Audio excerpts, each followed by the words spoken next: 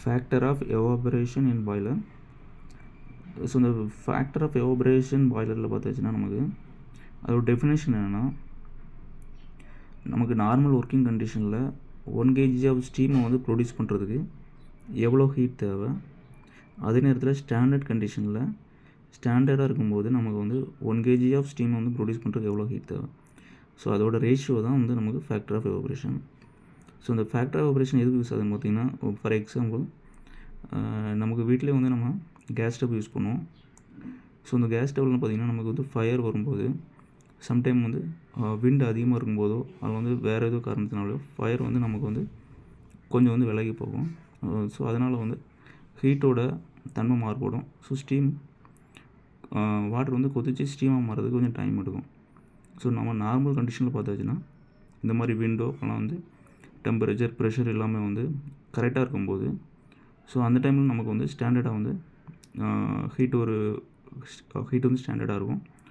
So அந்த டைமில் நமக்கு ஸ்டீமை ப்ரொடியூஸ் பண்ணுறது வந்து ஒரு டிஃப்ரெண்ட்டாக இருக்கும்.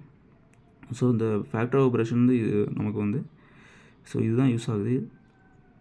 என்னதுன்னா நமக்கு ஹீட் வந்து எவ்வளோ லாஸ் ஆகிருக்குது, ஸோ அதை வந்து பார்க்குறதுக்கு தான் நமக்கு வந்து ஃபேக்டர் ஆஃப் எவாபரேஷன் வந்து யூஸ் ஆகுது. ஸோ இது ஃபார்முலா பார்த்தாச்சுன்னா நமக்கு அந்த டெஃபினிஷன்லேருந்து அப்படி ஃபார்முலா இருக்கலாம்.